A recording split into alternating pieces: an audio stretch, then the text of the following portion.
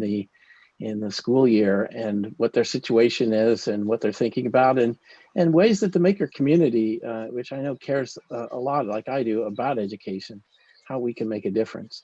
I'm joined as usual, co-host is Dorothy Jones Davis of Nation of Makers. And Dorothy, you just wrapped up Capitol Hill Maker Fair virtually last week. How did that go? It went really well, so thank you for everyone who attended. We had 2 wonderful days of activity. Our first day had 6 panels on different topics, really well attended, really exciting information. We had corporations, government officials, individuals from our community sharing their stories, libraries and museums. And we even had a dialogue around, how we create a more inclusive and equitable Nation of Makers with some good best practices. All of the panels were recorded and they will be made available to everyone. Hopefully by next week. We're working on it. As you guys know, Nation of Makers is a small staffed sort of organization, so we're trying to get that all completed and up by next week. We also had some really amazing maker showcases, including showcases by NASA, the Numbers Lady, a bunch of different makers from all different walks of life from across the United States. Some of those were also recorded, so we'll be sharing those with you, and those that were not recorded, we still have information on the Sketch site. And so I'm going to paste in that site and you guys can go there and see all of the information that we have available to you. I did want to say one more thing before we get started with tonight's program, which is that a lot of you know that one thing Nation of Makers has been doing is trying to find funding for a lot of our PPE creation initiatives. That funding is still available to us through Get Us PPE. They have a number of maker grant opportunities and the opportunities are expanding. We talked a few weeks back about gown production. We have a new opportunity. We'll be funding 6 maker organizations or maker groups to start up gown producing lines, and we'll be providing some funding for those individuals. So keep an eye out, and if you go to just getusppe.org/makers, I'll put it into the chat. You can keep up on all of the different options that are available for funding. So we'll be adding a bunch of new funding opportunities there. And keep your eyes peeled, because in sort of response to what you might hear tonight from our K-12 educators, we also will be having some opportunities hopefully coming down the pike for makers that are making PPE and other types of equipment for our educators to keep them safe, especially in states that have gone back to school. So lots coming in the future, and I encourage you to kind of stay tuned to the work that we're doing here at Plan C Live, but then also keep your eye on Nation of Makers website, Get Us PPE, and Make Magazine's websites. Yeah, great. Thank you, Dorothy. So, this Plan C Live is a program about the maker response to COVID-19, which we began covering in March. I called it Plan C, as Plan A was the government, Plan B was industry, and Plan C was sort of a civic response of just self-organizing efforts by people in the community. And I thought the makers were a proud example of what we can each do to help. And many people wanted to know what they could help, what they could do there. So tonight, we find ourselves here at the end of July, going back in March when schools began to close and the rest of our businesses and institutions closed. There was a lot of hope that come summer, this would be we'd be in better shape, and that schools would reopen and we could resume our lives. And in many ways, just speaking from my perspective in California, things kind of look worse than they did a month ago. And I think there are a lot of challenges. So I'm going to introduce our panelists one at a time, and just ask them to explain briefly kind of what their situation is right now, what they're, as an educator, what they're looking at.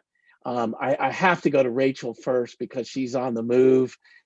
She's delivering food in Dayton, Ohio, to heroes who are helping deal with people, and it's sort of great work. But Rachel, as I understand, you're a 4th grade teacher, and tell us about yourself and what you're thinking about. Yes, I am. I'm a 4th grade teacher in Dayton, Ohio. I am, thanks to 2 people on this call, Casey and Adam, I am a maker educator And so this would be my 4th year going in as a maker educator. It's my 12th year teaching. But this is a very interesting time because we just found out yesterday that our district will be going completely virtual for the first 9 weeks, and school has been pushed back to after Labor Day. So it's a lot of things that I had planned. So now I'm kind of like on a plan E.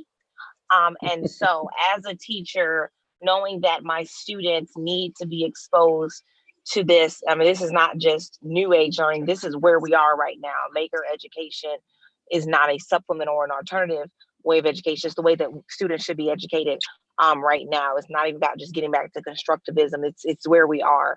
And so I am trying to think about different ways that I can still meet this kind of super, it's not even construct, but we have to do the super curriculum because students miss so much in the spring. So we're trying to hit these power standards, but I still want to make sure that students have this hands-on makers approach. So I'm currently looking at ways that I can create mini maker spaces in a bag that I can deliver to each one of my students so that they can still have this experience that I think is so very important, because I'm like, if not me, then who? Our district is starting to get into STEM and doing some STEM item things, but a lot of the things that have been purchased, can't be taken home, or the things that kids can't share right now. So there's some work to do, but the good thing is I got a few weeks to get it done. No, it's great. Thank you, Rachel. We'll come back to you, but particularly want to hear more about, the younger kids and working with them. Let me go to Jeff Solon. Jeff is a high school teacher, computer science teacher in Chicago Public Schools at Lane Tech. And Jeff was also one of the people that stepped in and started developing PPE. Tried to do it at school, then had to do it at home and other places. But Jeff came with the Solon flat pack shield, I believe the name is. So, but Jeff, I saw you on Twitter. You were kind of outraged a bit about once you saw the Chicago Public Schools plans for returning to school this fall. What's your situation? Well, the situation for Chicago right now is, unfortunately, it's a lot of wait and see. And I don't think that the people making the decisions realize the impact of that on educators and planning. It's a lot of, right now they're saying they're going to make a more official announcement at the end of August, and we start the day after Labor Day. So they're banking on a hybrid model right now. There's a lot of pushback to it. I work at Lane Tech, like Dale said, and I could be wrong on this, but from what I've heard, we're the largest high school under one roof in the country. So there's bigger high schools, but not in one building. So we're a single building with 4,600 high school students in it. So they want to do a plan of splitting basically into A and B groups. And they alternate which days they're there. The initial plan has no juniors and seniors in the building, which is making a lot of junior and senior parents upset that they're not really included in the hybrid plan, but at the same time not wanting to go back. I'm not only this is like a hair club for men kind of statement, but I'm not only a teacher there, but I'm also a parent of two. So I have a freshman and a senior at the same school. So right now we don't really know. They're watching a rolling window of like a 7-day window of numbers and where positive cases, and there's a lot of variables that go into play, but so far, not really that happy with it. What they really need to do, especially in a school district our size, which is close to around 400,000 students, is make sure they focus on professional development opportunities and resources for both faculty.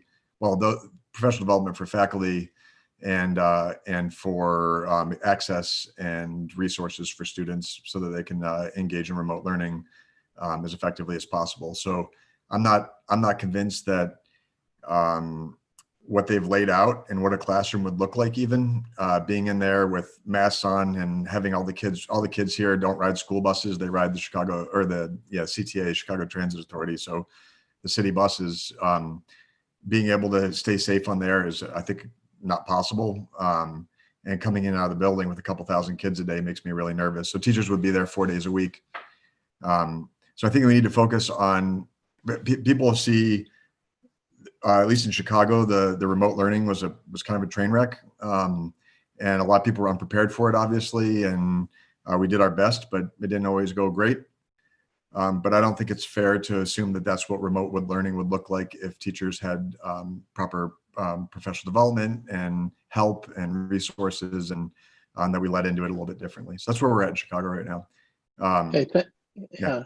Thank you, Jeff.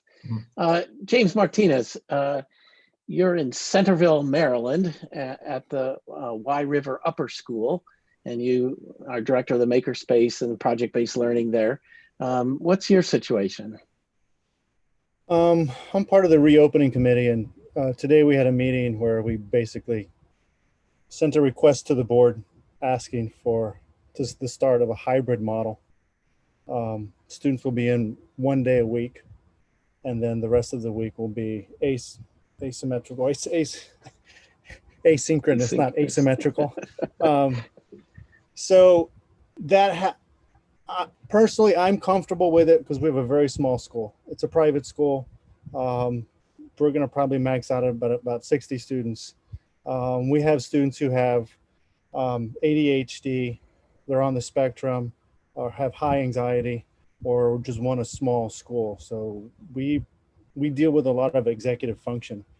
And that was the one thing that really hit last year, because we found out on a Thursday that the schools would be closing. We had a faculty meeting on on Friday, and on Monday we were teaching from home. We basically kept our A/B schedule and we just went. I had about 4 different versions of what I went through. First one didn't work, second one didn't work, the third one didn't work, and finally figured out something that had some kind of everybody was held accountable enough, and the routine was consistent, and they could basically tell me what they wanted to do and had time to work on it. There's going to be a lot of changes in the makerspace. We're going to have maybe 1 to 2 people at a table. We have a kitchen in our makerspace. Somebody's going to have to work in the kitchen. So it's going to be one of those things where, as much as I plan, I'm going to have to make up a good portion of it as we go along. The other big problem is that if we have too many students get sick, or too many students that want to not be in the building, that are supposed to be in there with the class, with like a makerspace class, which is what I teach, there becomes a ratio or point to where if there are too many of them at home, I can't do both. I can be teaching somebody to use a lathe or a table saw or a laser cutter, and be focused on teaching somebody as we are right now. That is my biggest concern, because I don't think it would take much before that starts to cause a problem. Okay, thank you, James. Janet Hollingsworth, I believe we first met a few years ago at the Capitol Hill Maker Fair. You were coming from Colorado then, building, I always have to look, is it 51 or 61? 61. And now you're at Washington Leadership Academy, a high school, and Yes. you're developing maker experiences and programs there. So welcome, and tell us a bit about what your situation is. Yeah, thank you. Yes, so this is my second year now in a school setting.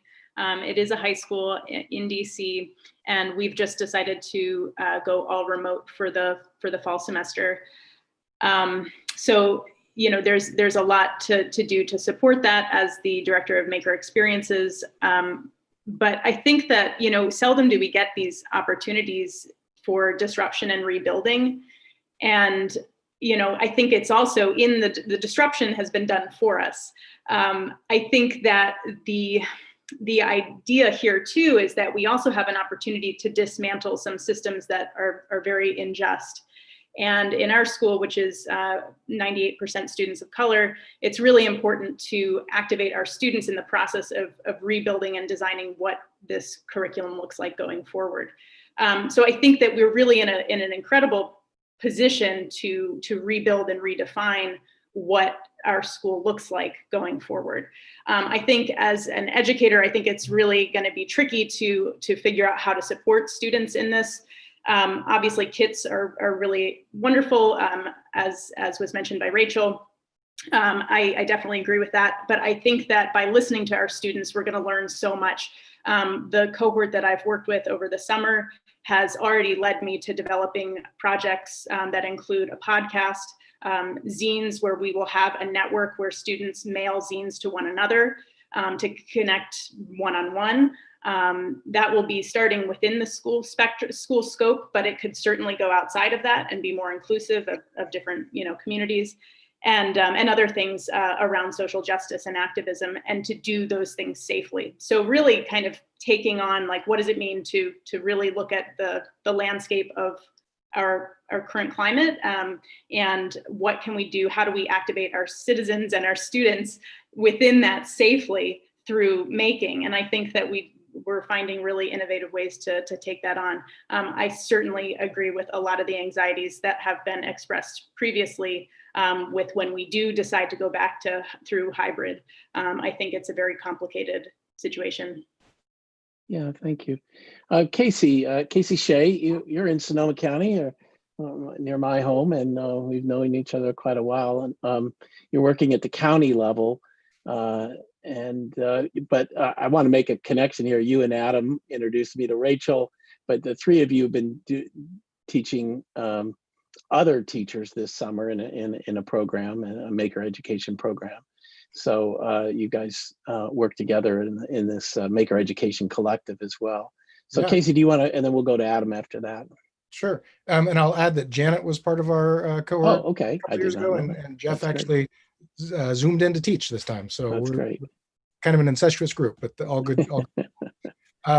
Yeah, as Dale mentioned, I'm working at the Sonoma County Office of Education now. I'm the the coordinator of Maker Education, and my job is to help support teachers who want to try and give their students a more, rich hands-on experience through Maker Education. And we've had great success in bringing a lot of people on board to where we've got dozens of schools that have equipment and makerspaces and part or full-time teachers whose job is to help coordinate with regular teachers. We're currently in the middle at the county office of running a 2-week institute, 2 separate weeks repeated, called Disrupt. So Janet, talking about the disruption that has happened is exactly what we're trying to help our teachers take advantage of, right? How can we improve upon what we all scrambled to do in the spring, but also take advantage of the fact that a lot of the barriers to doing more interesting sort of project-based learning models are gone now with bell schedules and certain rigid things that were in place traditionally that were hard. It's hard to make those changes.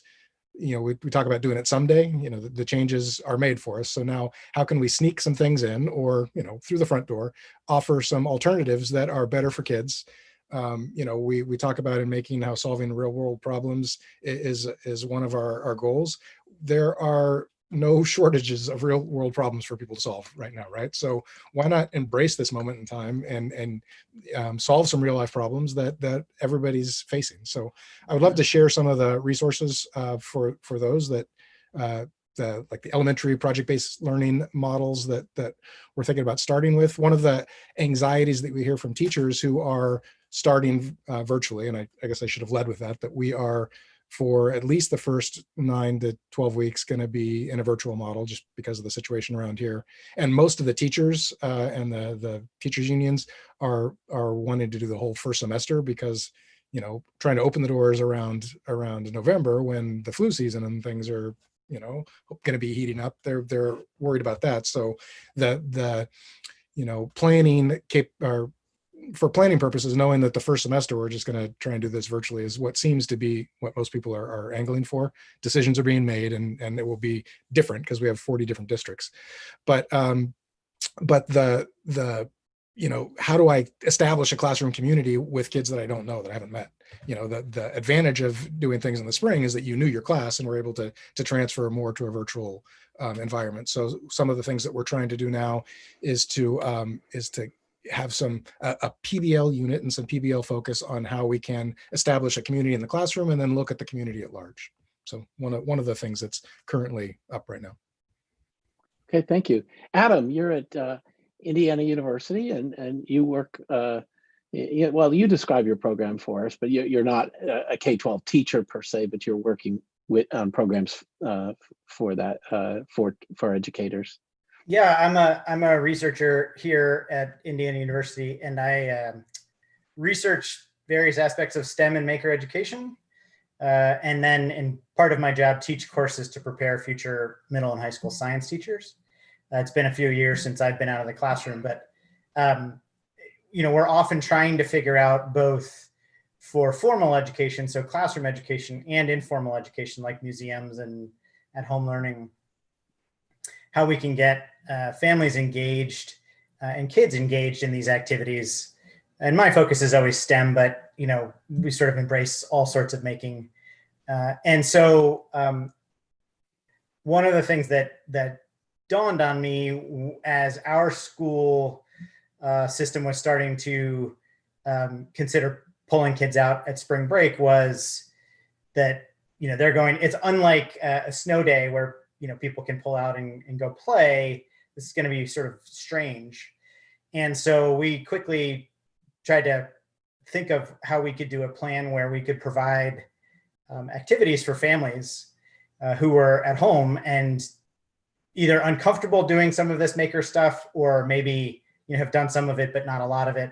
Anyway, just looking for further supports. And of course, there's plenty of these things out there, but we wanted to try to provide short snippets that would help them through some of these times.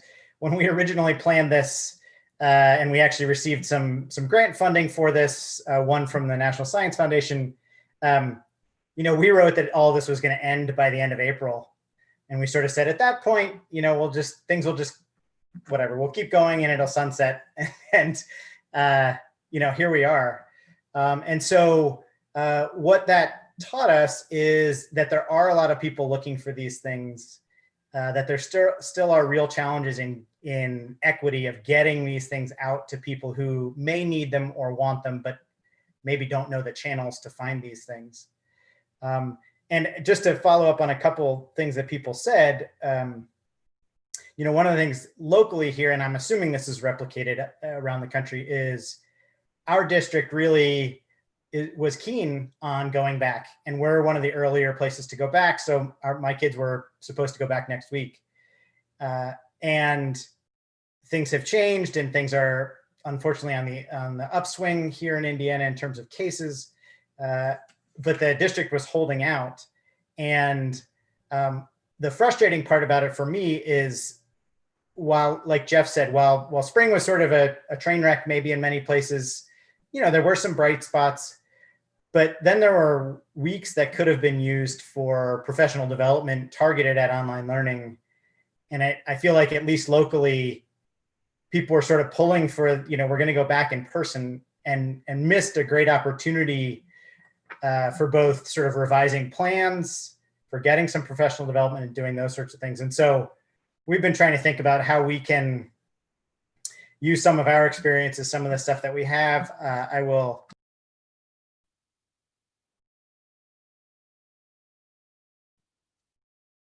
You're muted, Adam. You hit the mute button. Thank you. Sorry. I was trying to send that and I hit mute. So I just posted some resources that we've created this summer that are meant to be these little snippets that families could take on, but absolutely, teachers could take those on. And I think that it's been interesting in hearing the conversation here and some of the conversations I had earlier today, where there's a program going on called Black Minds Matter that's run out of San Diego State University. And they were talking about dismantling the educational system, but for other reasons, right? For trying to break down the racial equality and inequity the inequality and inequity that's occurring. And so we're talking similarly about that now. I think that that's a hope. I really hope that can happen. But I think it takes people to step into that void and really offer an alternative, rather than just saying, well, let's just sort of keep doing what we've done in the past. And I think, just to throw in another interesting example where there's this potential to experiment, I was talking with somebody from our opera school today, And they're trying to think of how you can have a season of opera and theater and things when you can't have people in seats.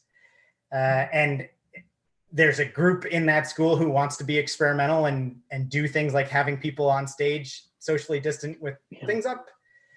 So I think it really is a time to experiment, and it's a matter of trying to figure out how to do that best. Yeah. Well, thank you, Adam. Well, this is the biggest experiment in the history of education, whether we like it or not. I just do hope the researchers are paying attention to finding ways to study it. Well, let's go to Babar Habib, who's, I believe, in New York, and he's a co-founder of the Portfolio School. And welcome. I haven't met you previously, but thank you for joining the conversation. You're a project-based sort of school, and tell us about your situation. Yes, thank you. Thank you, Dave, for inviting me, and I'm so glad to be here. So we're a new school in Manhattan, in New York. We're a private school, and like what James was mentioning, we're also a small school. We're in our 5th year this coming fall. And the basis for starting the school was that, if we were to start a school from scratch, what would it look like in this day and age, and what should we be doing for the future of learning and education, and for our learners who are with us in the school. And really, one of the big tenets of our philosophy is that,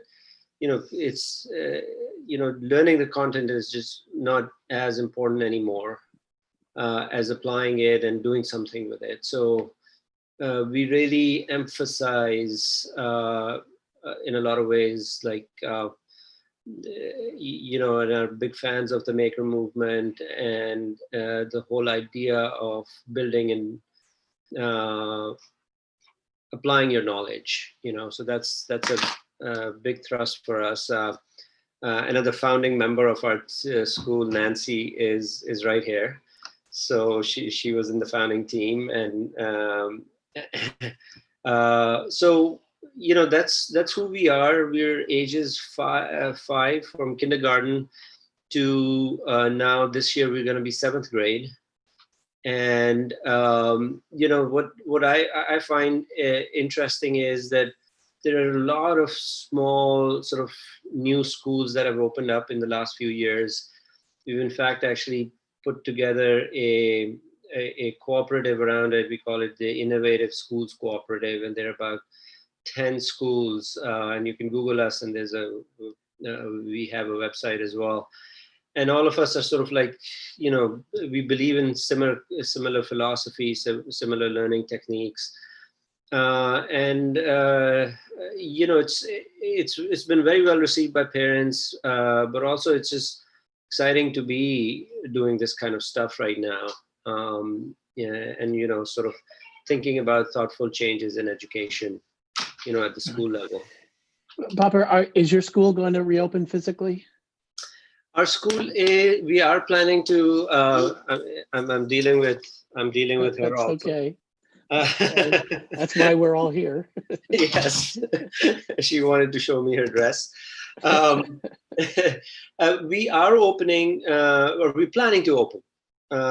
We don't in New York. We haven't gotten the go-ahead from the office of the governor, but assuming schools do, we are planning to fully open in September. Okay, thank you. Well, let me introduce Nancy Otero. Nancy joined us recently to work on some maker education programs, but Nancy has a rich background in New York City and Mexico City. And why don't you tell us about that, Nancy? Well, yeah, thank you so much for being here. It has been a pleasure to join Make. And and well, before I just introduce myself, I'm just like so happy to be with this panel. It seems like everyone is, keeping your eye on how we can help and do the best in this situation. I know it's hard for everyone.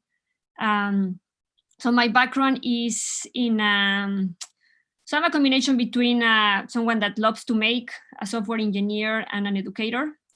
I think that when I, became a true believer about the maker movement, and just not the maker movement, but like, the humans have this need to be making things and to understand the world through our bodies as well. And how powerful that is for learning was when I was running a program called Makers in Residence in Mexico, that it was first designed by Paulo Blixen from Stanford. And what I was trying to do there was, Stanford was running this very nice, with grad students from Stanford program.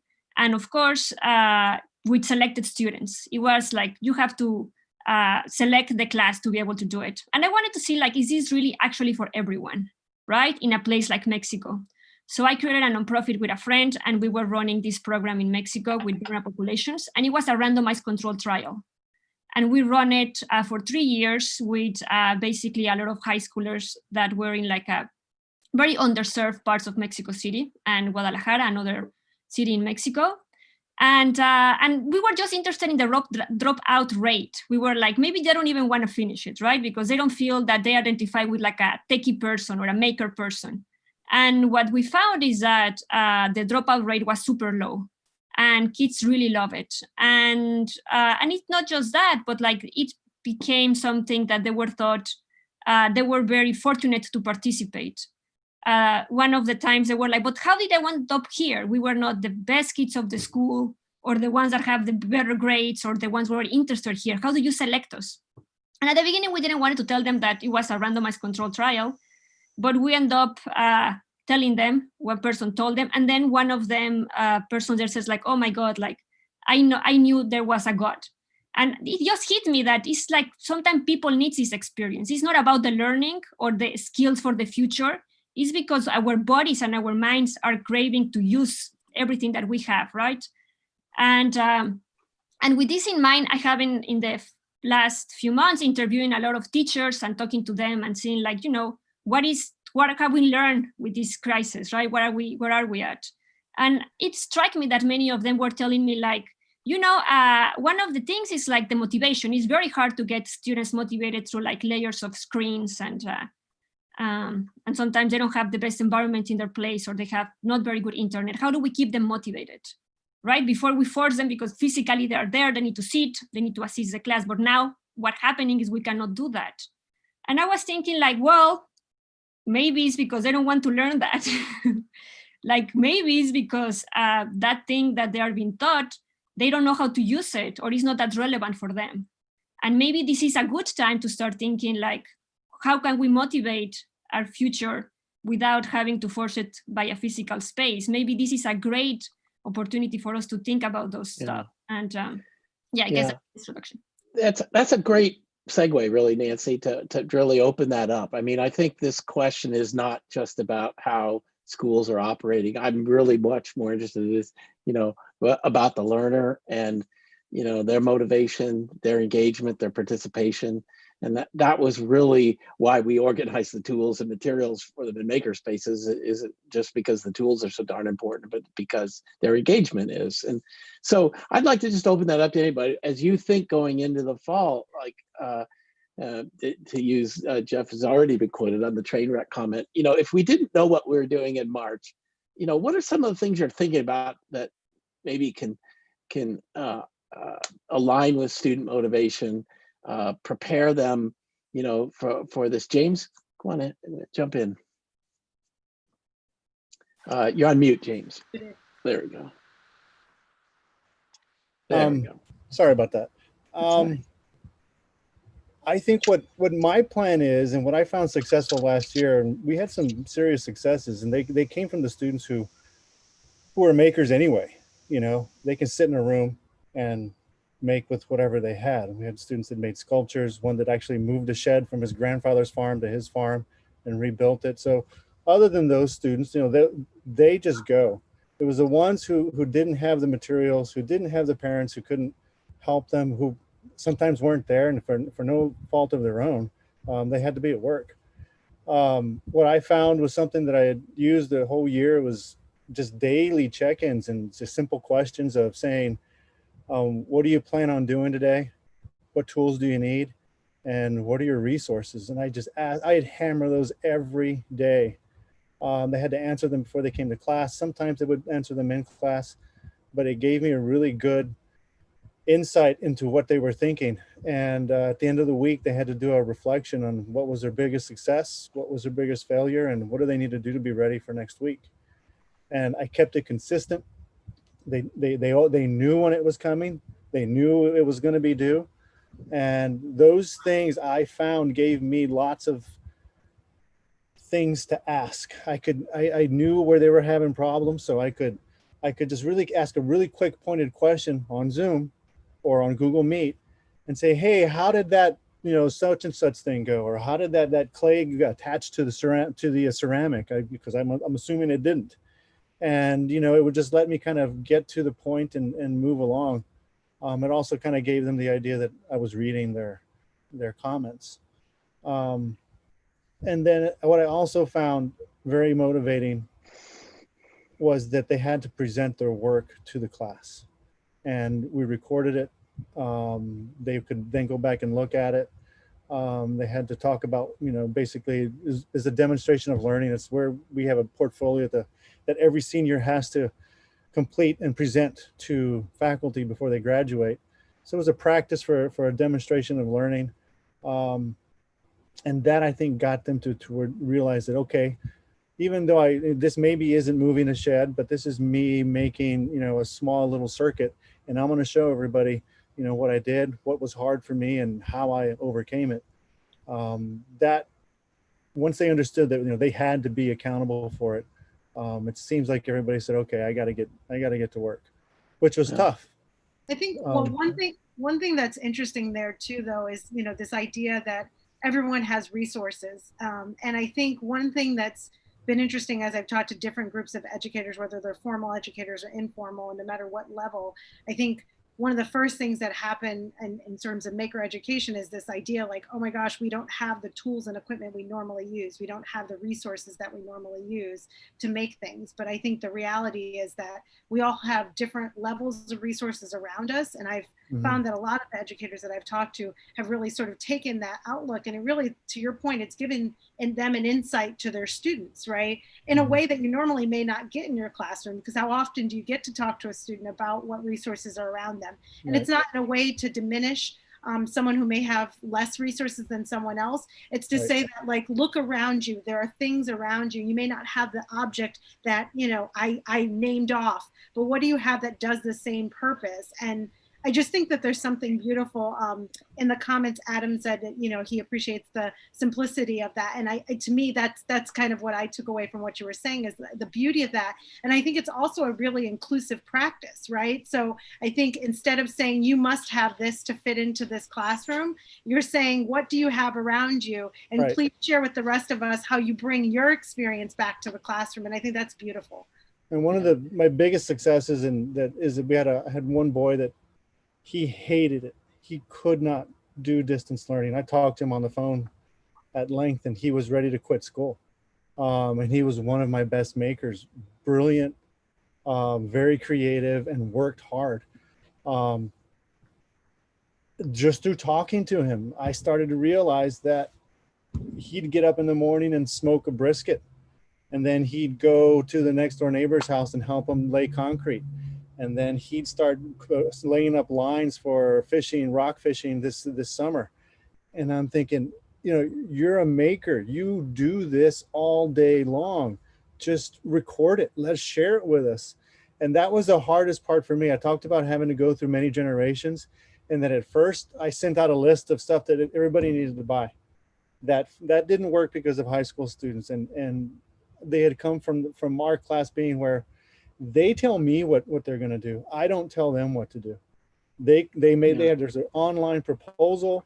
We talk about it. They come up with their own resources. They sometimes have to source their own materials. So that's what they were used to. And it was conversations with them. I said, what do you have? What are you into? What can you pull off? Yeah, that's a great point. And I'm going to segue to Janet on that, because she brought that up a little bit, is that's where I think there's a power shift here, is that if we can get it right, is if we harness the power of the students, then we get their motivation. But I'd love to learn more from you, Janet. And by the way, before I go to Janet, James, there's a question in the chat.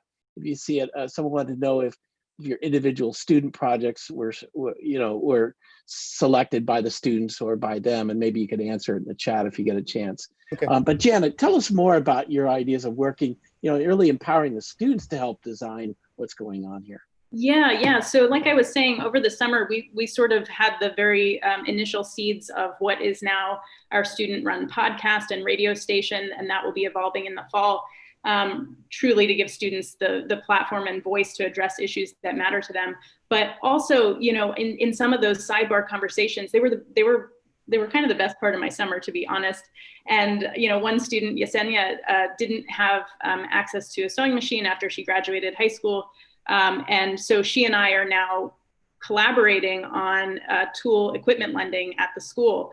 So she's helping me to co-develop that, to say like, because as a former librarian, it's very easy to go to things like lending, and we should be sharing the resources that we have that are now locked in a building that nobody's using. Nobody wants stuff to collect dust. They should be out there with purpose. And so she and I are now framing what this will look like if we bring on an entrepreneurial framework as well as a social justice mindset. So what projects do you need these tools for in your community or in your home or in your neighborhood right now that are going to help, in a very tactile and kind of regional way. The other things that have come out of that are Get Out the Vote initiative. This is our first, similar to the school in New York. This is we're going into our 5th year as a school. And so our alumni, many of them are turning 18. We need to make sure that they are registered to vote and that voter suppression is not happening to our families.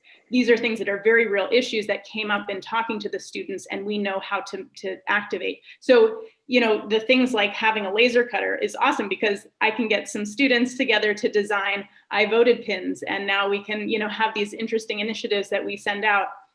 So these are just some of the ways, as well as I'm kind of wearing some of my swag right now. This was a project that was initiated by Curtis, but to just get simple Black Lives Matter pins and pride pins out into the community. Sorry about the glare, but the idea was to get hundreds of them out through little free libraries, through grocery stores, giving them, starting conversations with your neighbor, doing things in a safe format. Again, we need to be recognizing the injustices that are going on around us right now, but in a safe way. And so that was kind of one of the projects that evolved into a make any donation to any BLM organization or Pride LGBTQ focused organization, and we will give you a set of pins.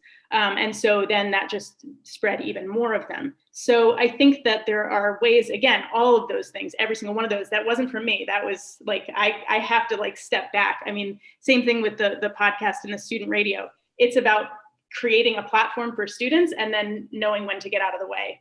That's really how I well, and I guess the proper idea of a makerspace was that, I think, often it's a platform which had students really came in. I remember Casey, it was just, when we did a sample up there, they took control, they figured out what they wanted to learn, they came up with the projects, and, it could get more formal over time, but it made a difference for a lot of students. Casey? Yeah, I mean, yes, absolutely. And I'd like to say that one of the hardest things when you're in the room with the tools and you have all of the, you have everything at your reach, it's hard to do that documentation that's so important about the process and the storytelling. So I think one of the advantages here, and with people being connected, hopefully that's one of our assumptions, that they've got connection. There's never been easier documentation tools for capturing your process, but also telling your story. So I've been talking to people about starting the school year with that storytelling and documentation process, because the people who are the most successful that I talked to, in not losing momentum when we switched to virtual learning in the spring, had a robust documentation process in play. So whatever they're doing, the kids were still able to demonstrate their work and demonstrate their knowledge. And again, the more people see the excitement and the relevance and the good stuff that's coming out of this, the more it's going to grow. Yeah, if I could give a plug to our platform, makeprojects.com is a documentation platform, a sharing platform for projects. So check it out. Rachel? Yes, I'm sorry. I kind of forgot because I raised my hand. I forgot what I was going to say back then, but mine is a bit different. I teach 4th grade. So when we went digital, my first thing was kind of like that equity piece, as well, making sure that my students, that before even equity, just worry, was when you have students that are worried about food. To me, that's kind of like the first thing that you want to deal with.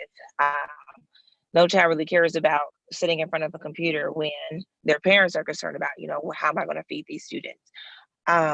So a lot of we started with some digital issues. A lot of students didn't have access to the computer. We got Chromebooks out of the students, but then most kids didn't have internet access. So once we got through those hurdles, the biggest thing was giving my students that the same platform in the classroom. I give students, I let them know like this is their room. I always tell Adam, ever since I started with the Maker Educator Collective, I named my classroom Makerspace, the male junior, after the one at IU, and the kids know that that's their space, that they can have their own voice. And so I wanted to try to give them that same voice, even though we were digital. Literally, like we got the notice on a Thursday, and they were like, "Hey, Monday, you guys are going to be at home," and we've never done this before. So learning new tools, like for the kids, we've used Google Classroom, but now getting them like, hey, Flipgrid, we're going to be using Flipgrid. We're going to be using Whiteboard. We're going to be using Menti. We're going to be using all of these different tools for you guys. But then I realized instead of throwing all this new stuff at them, we got so basic where students were just sending me their documentation via their parents' Class Dojo account. Like it was that basic. I even reach students via social media, believe it or not. I kids sending me messages via they're showing their work on TikTok, which is completely not common or normal. But I felt like if this is how they were comfortable at this moment, if this is how they were able to reach me with their work, who am I to say, nope, I can't accept it. So now as we look forward, now having more time to plan, I'm looking for how can I bridge these gaps in knowledge when I know that I have some of these students that are raised at home by grandparents who still have flip phones. And so making sure that each family is equipped with what the students need, because I want them to be successful. At the end of the day, it doesn't matter what type of great ideas I have planned. Who cares if the students themselves can't be successful? So my whole thing is making them helping them make a place for them to be successful, whether it's a physical space or a mental space. Good. Nancy? Yeah, no, great points. I have been thinking a lot about how making in this kind of crisis where we seem a little bit lost, not just the COVID crisis, but like all the political stuff that is happening in this country, how making just give you a sense of agency and a sense of like, you can participate and you can do things. And even if you cannot change the world, these are things that you can do, and I can give you this very big sense of agency.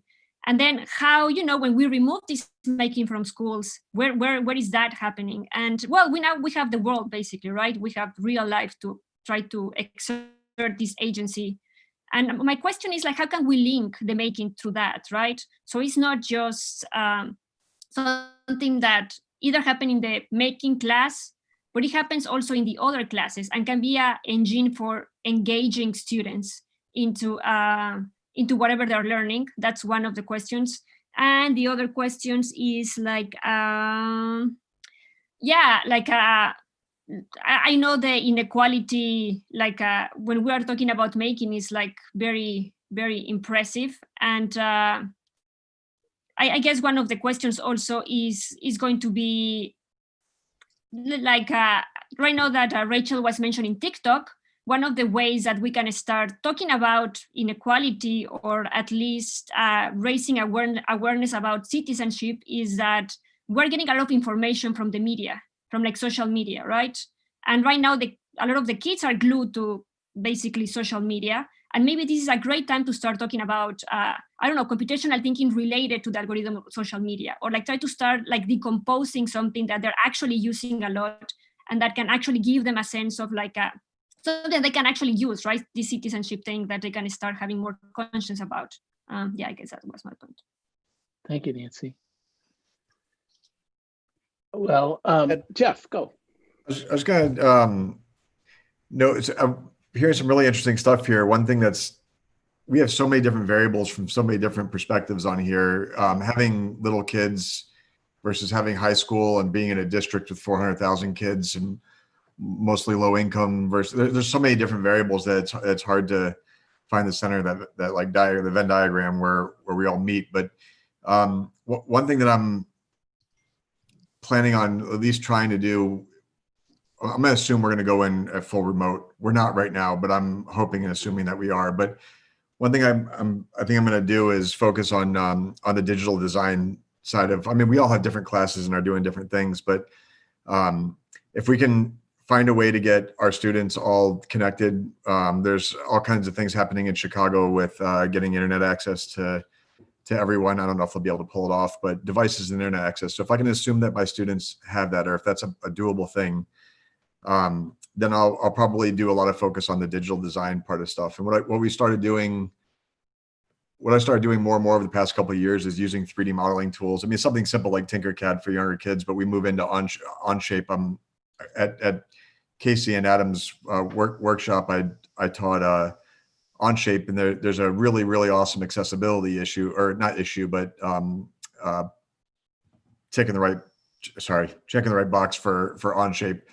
And it's that you get free access with an EDU address, and no install is needed. That's the big thing. So a lot of educators, especially in public institutions, don't have the option to install stuff on computers. So like Fusion 360 might be also free, but you have to install software for it.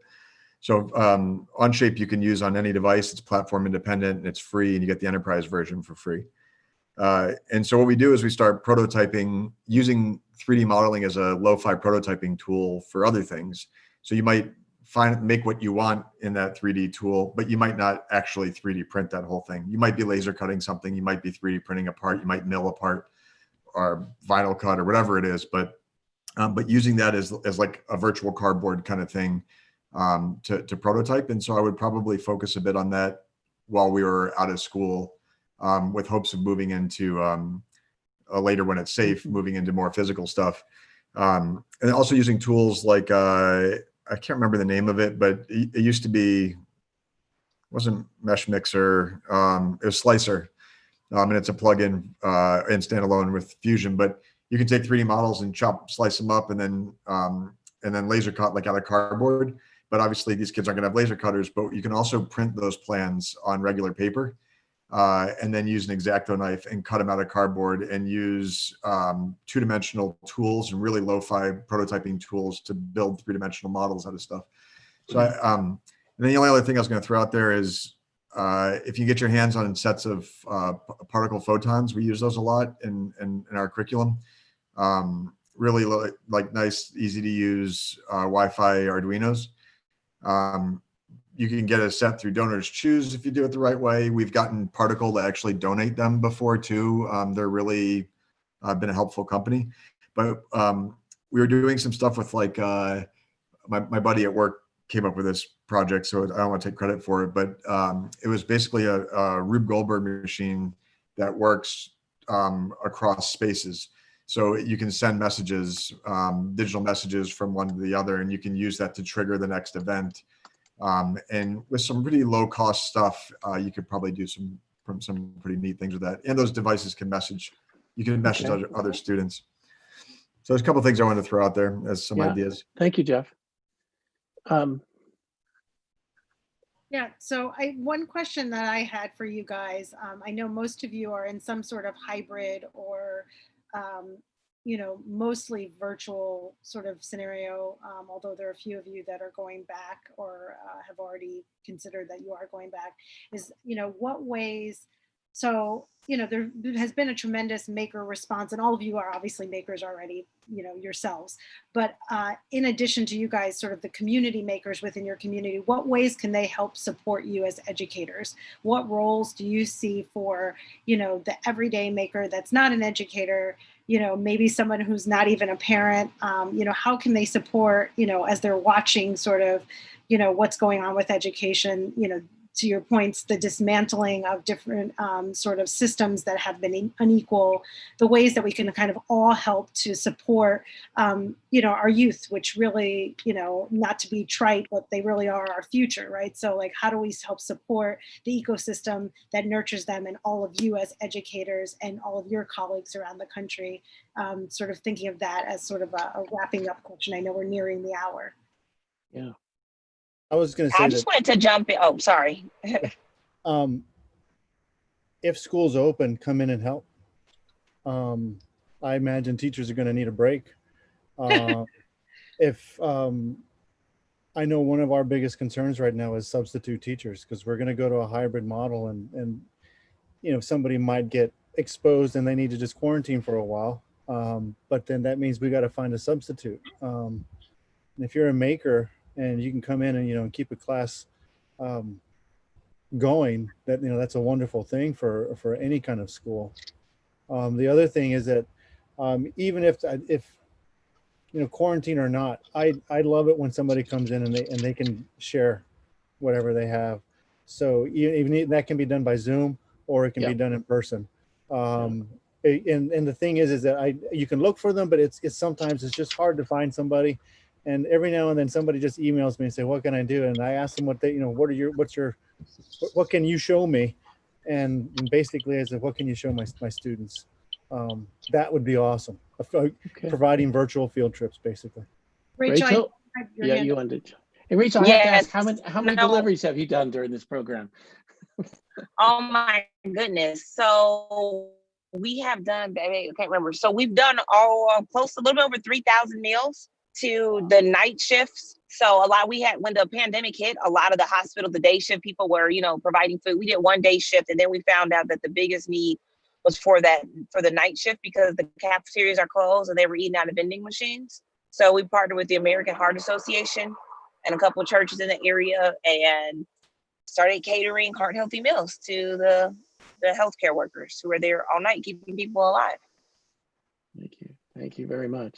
Yes, but what I just wanted to bring up, someone mentioned in the chat, so the parents and the adults at home right now, that is I won't say an issue, but that's for parents. We've been having a lot of chatter about that, because they're like, "Oh my goodness, I'm stuck at home. I can't teach," or I'm not going to be home. My children are going to be home by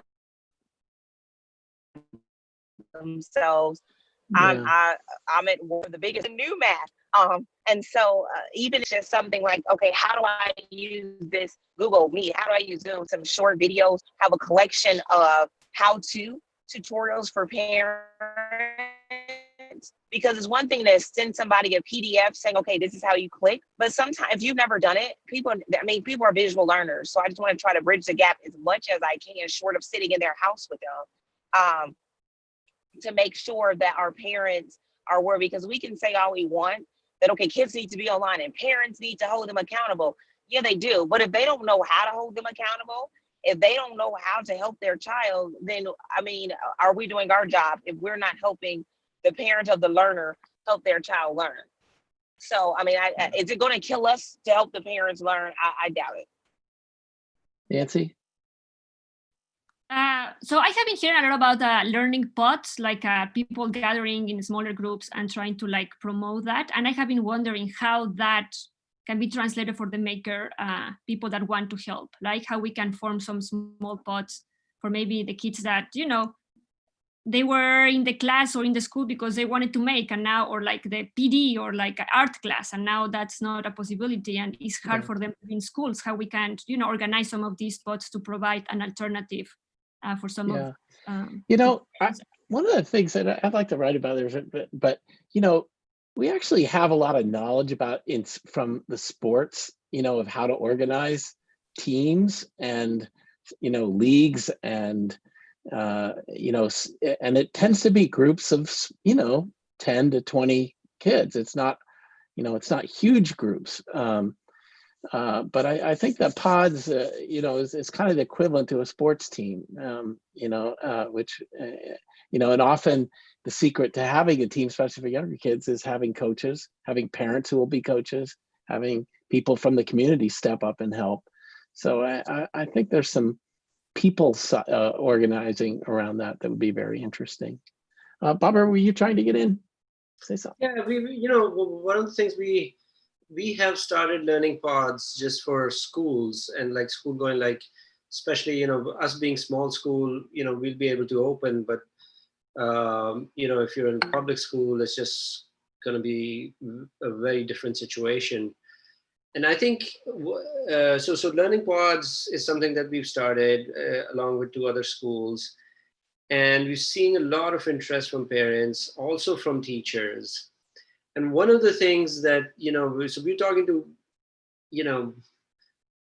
just to give you a rough idea, like, when we started to actually hire for teachers, there were, we got over 500 very qualified resumes from across the country. I mean, so that's that kind of a demand right now. And I think if teachers are going to be involved, one of the number one sort of like ask of us is, how will you provide support to us? How will you provide like mentoring to us? And I think that's where, and I think this is related to what Nancy was saying, was I think it'd be great to actually have makers provide some sort of PD also for teachers. So, they interact, obviously makers can interact with kids directly as well, but if you think about sort of scaling this idea, providing the right kind of PD to teachers also, so that they can actually keep doing it in their groups of pods, I think would just be wonderful. Yeah. Yeah. Let me ask Adam, and maybe this is kind of a close. We could go on for several hours here, but I'm cognizant of your time here. I think, Adam, you brought about, it's kind of just, on one level, we get a little bit high strung about curriculum and school goals, but we are trying to help families cope with this, craziness that they're experiencing, and I feel like part of this is a community response to just care for each other and particularly the children. But I'd love to see communities thinking more about play. How do kids get to play? Not just how do they, the gap, the school gap, but a learning gap. But what are your thoughts on sort of helping people cope with the craziness? Yeah, I think for a couple of reasons, play is possibly even more valuable now than it ever has been for social emotional reasons, for Right. kids getting activity, for seeing people. Our kids joined a sort of local biker gang that we didn't expect to happen this summer, but it gave them a chance to get out of the house and see other kids their age, to sort of normalize things. And so I think one of the things that we've been trying to think through, and it touched on a number of the comments that people were just saying, is rather than thinking, and I get that this is the issue where there are a lot of parents at home who are, whether they want to or not, are being asked to work and oversee their kids. If we can embrace the ideas that are at the center of making, and get the kids, the parents, and the educators on the same page to realize that it can be fun and educational at the same time. And one of the main reasons for that is, if you can make it enjoyable, then they're much more likely to want to continue to engage in it for an extended period of time. So they're sticking with it, right? Rather than what we were seeing a lot of early or in the spring was a lot of just worksheets that the kids just wanted to get through to get onto something. And so I think that if we look at it as this sort of triad of teammates, of the educators, the parents, and the kids, that we can be more successful if we try to make it enjoyable for everyone, and try to bring everyone in where they can find something of interest in those activities. And so that's part of what we're trying to do with the research, is trying to figure out, are there certain things that we can do there? And just as a add-on here, one of the things that we found early is we thought that people would want a lot of information to feel comfortable, right? So to fix X, they wanted, we thought they wanted the 20-minute YouTube video that sort of covered every variation that could occur, or same thing in a maker activity. But what we found is, just the way that people are these days, they want it in a minute and a half. And so we've really shifted toward giving them some support in a written form, but really just giving them sort of a teaser in a video form that they can consume, their kids can consume, and then you point them to something else. And so I think that education can take a good amount from that. Is educators don't need to plan out every minute of every interaction. I mean, one of the best times, we have a camp going on right now that we're doing with Science Friday. And some of the educators, just because they wanted to, just sort of did open make time as part of the face-to-face. And that's becoming by far the best time, is they'll just put on some music or do whatever, and the kids are making, and they've got their parents involved. And so, I think trying to bring some of that in could really help the situation. Yeah. Hey, just some really good comments in the chat. Thank you, Jay Margulis, for your recommendation of Bertie DeKoven's new book, The Infinite Playground. He says, if you're exploring curriculum around tinkering and play, check it out. But Adam, these are really good thoughts. I think in general, just opening things up a bit, getting kids to play. Well, I'm sad to wrap this. Rachel, thank you for hanging in there on your long drive around town delivering food. We wish you well, and we'd love to connect with all of you again down the road as we will. Okay, so please let us know, if you use me or others to share what you're doing. Okay. Amazing. Thank you for having me. Thank you all. Thank you, everyone. All right.